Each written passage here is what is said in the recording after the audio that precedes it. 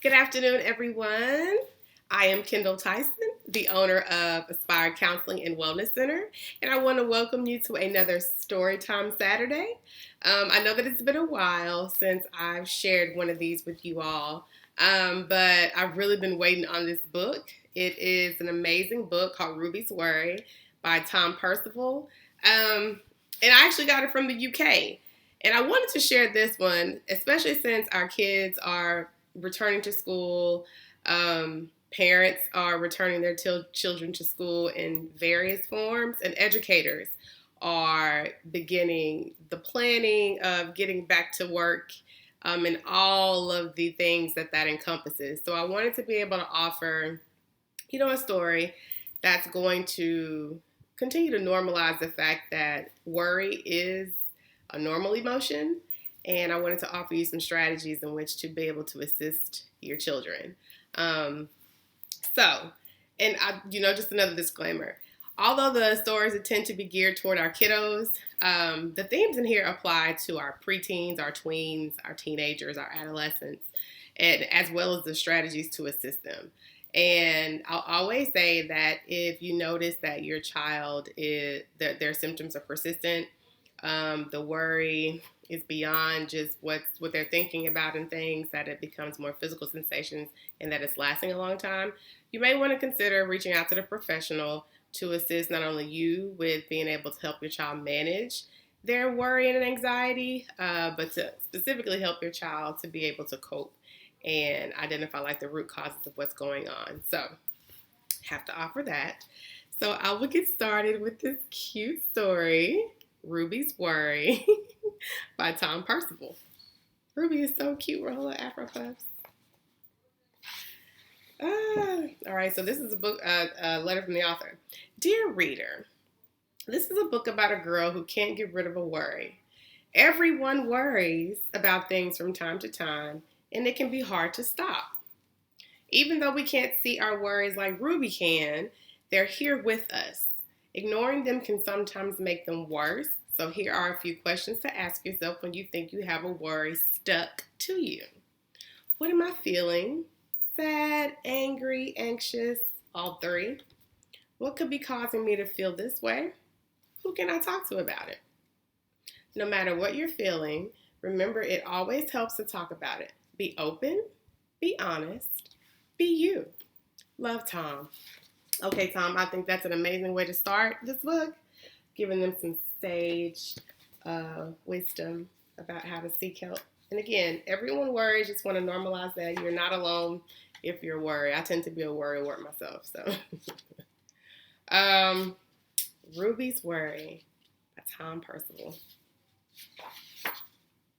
Ruby loved being Ruby. She loved to swing up high.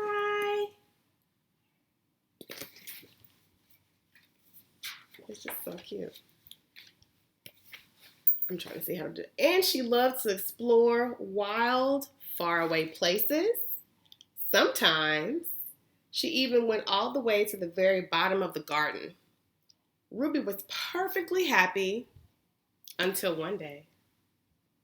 Oh, what got Ruby worried? My baby. She discovered a worry. It wasn't a very big worry.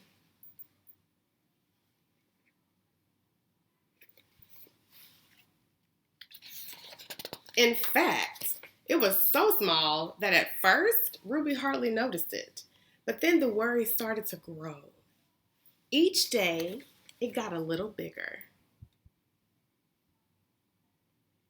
It's like when you keep focusing on it, it grows, right? It just wouldn't leave her alone. It was there at breakfast, staring at her over her cereal box.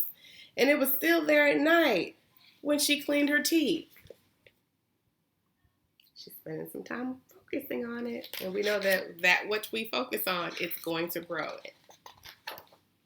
The funny thing was that no one else could see Ruby's worry, not even her teacher. So Ruby pretended that she couldn't see it either. What do you call that? It's called avoidance. And that's the thing. Sometimes it's difficult to notice that something's going on. That's why we have to really, pay attention to our kids if their behavior begins to change. She tried to carry on as if everything was normal. It just wasn't. The worry was always there, stopping her from doing the things that she loved. What do you notice about the worry in each picture? Ruby wondered if the worry would ever go away. What if it didn't? What if it stayed with her forever? Ruby didn't realize, but she was doing the worst thing you could ever do with the worry. She was worrying about it. I can relate, Ruby. Now the worry was enormous. It could barely fit in the kitchen at tea time. It filled up half the school bus.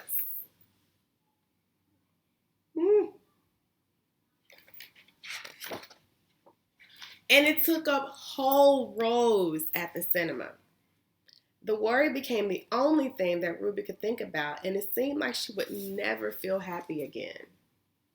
I think that we can all relate to Ruby, especially with everything that's happening right now.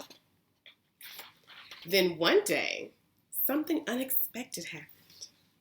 Ruby noticed the boy sitting alone in the park. He looked how she felt, sad. And then she noticed something else, something hovering next to him. Could it be a worry? So it seemed as if Ruby is realizing that she's not alone. Other people worry too. It was!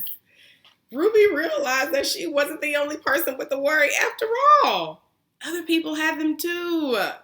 She asked the boy what was on his mind, and he told her. And as he told her, the strangest thing happened. His worry began to shrink. I love it. Then, Ruby did the best thing you can ever do if you have a worry. She talked about it. As the words tumbled out, Ruby's worry began to shrink until it was barely there at all. Soon, both of the worries were gone. Talk it out, talk it out, talk it out. Finally, Ruby felt like herself again. Of course, that wasn't the last time that she ever had a worry. Everyone gets them from time to time. But now that she knew how to get rid of them, it's still there. It's a part of who we are. They never hung around for long. The worry's like, help me grow. I love this book, Ruby's Worry. Check it out if you can. I'm not an affiliate, but I love the book, and the message is clear. I wonder what, as you heard it, like what were some of the things that popped out to you? So some of the things that popped out to me was normalizing the fact that everybody worries about stuff. We all have worries. We all have anxieties. And so if you are feeling worried about something, you are not by yourself. You're not a pariah. You're not broken. Nothing's wrong with you. It's just a normal part of life. The challenge is, I noticed when she started the what if, and then it began to expand, is when we go down that anxious road of thinking, the what ifs, as opposed to staying rooted in the present and figuring out what is going on, what's happening that's making us worry so intensely, right? And another thing that I noticed as soon as she found camaraderie in her situation, things began to change. She noticed, oh wow, I'm not alone. Okay, so I don't have to isolate myself. Somebody else is going through the same thing as me, so we have something in common. And as they began to open up and share with one another, they realized, oh, this is a way to make me feel better if I talk. So one thing I encourage for our kids, especially for our parents, our teachers, anybody that deals with children, be that trusted adult. Create an environment where our students, our children feel safe to come and talk to us about things that are happening in their lives so that we can help them shrink their worries and find solutions. So a really good thing at the end is that the worry was still there. It didn't go away. But Ruby learned a strategy, a positive coping strategy to help her to deal with the worry when it does pop back up. You have someone to talk to. Talk therapy is great. Play therapy is great. There are so many ways in which to assist our kids. And so what I wanted to share with you are just some, what can it look like when our kids are worried? How does it manifest in their behavior? And this, of course, is not an exhaustive list because I don't want to take all of your time. Y'all know I can talk. So some things to pay attention to, especially with everything that's happening, coronavirus, physical distancing, and increased, grief, returning to school in multiple ways, and the fear that can bring, the worry that can bring, not just for our kids, but for our students and our teachers, everyone, honestly. So these are some things to pay attention to. Behavior-wise for your children is if you notice that they're having like emotional outbursts that's not really tied to something. They are angry, they're irritable. These are signs that children may be having some excessive worry. If you notice that they are struggling with concentrating and being able to focus on something, and if they're having somatic symptoms, meaning you know that when a child is kind of distressed, they often have headaches, I don't feel good, or stomach aches, or other body aches that's not necessarily tied to an injury or an illness. This is a way that they can communicate that something isn't going their way or that they're feeling anxious or worried about something. If they're displaying avoidance behaviors and they're isolating themselves from people that they once found enjoyment with, they don't want to be around their friends. There's some school refusal. I refuse to go to school. There's probably some social anxiety there, some separation anxiety there. And again, if you notice that they're asking frequent questions about a specific topic, that is a key to let you know there's something there that they are worried about, stressed about, anxious about, and I need to pay attention to that. Again, it's not an exhaustive list, but I think it's enough for you to be able to witness that my child might be going through something, if that antenna to pop up, if you notice that it's persistent and they're not seeming to get any relief. I would definitely, again, create that safe space for your child to be able to come to you and talk to. And when I say child, it can be kiddos. It can be, again, your tweens, your teenagers. We just have to begin to create an environment that they feel welcome.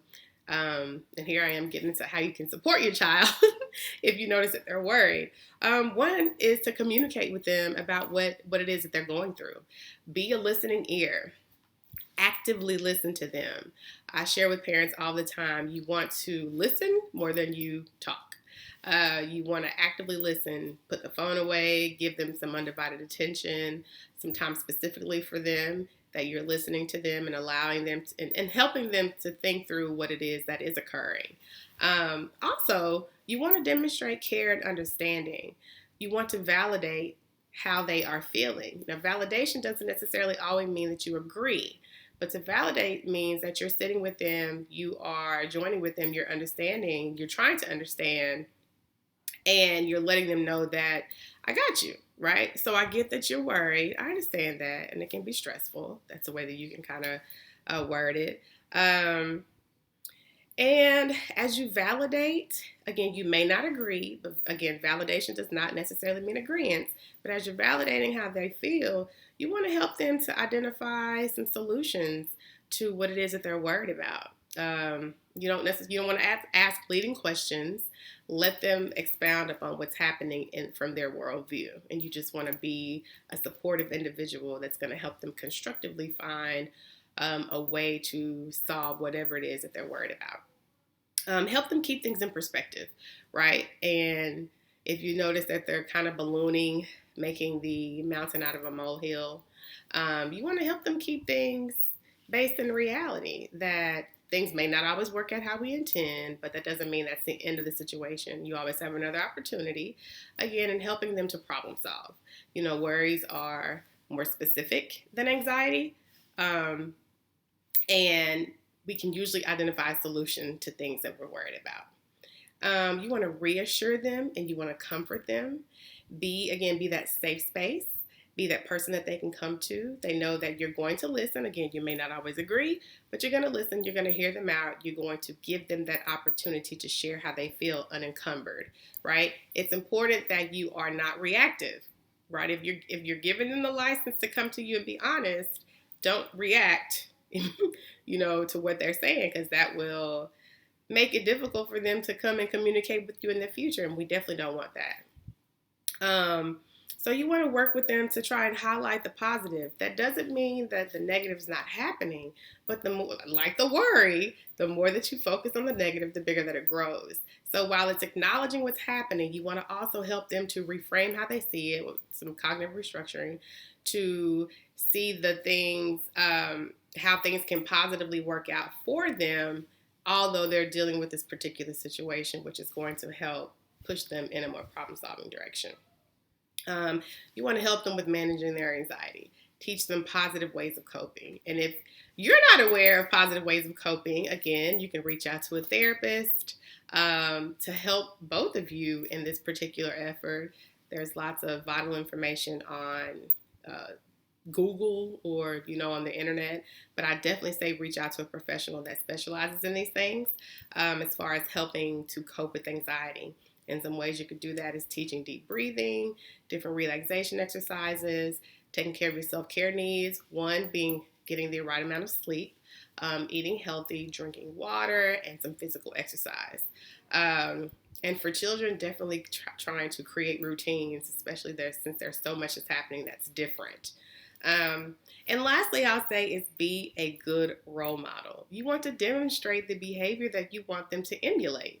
You want to demonstrate how to positively work through a situation. You want to demonstrate the vocabulary to use as you're working through something. You want to demonstrate self-compassion and compassion for others. And you want to demonstrate how to positively cope with your worry.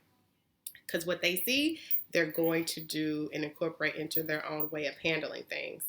So, again, how do you differentiate? I'll give you like 3 ways to differentiate worry from anxiety. And again, this is not exhaustive.